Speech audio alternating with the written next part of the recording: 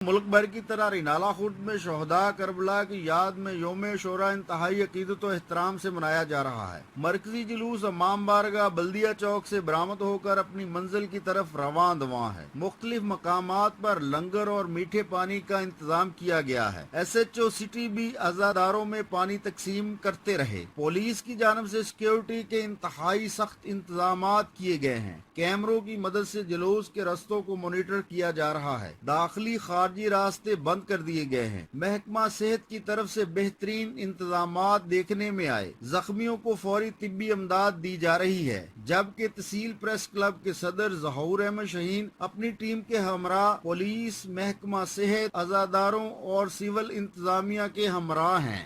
हम लाते हैं top news, आपके फेवरेट टॉक शोज और अनलिमिटेड एंटरटेनमेंट सिर्फ यूट्यूब पर।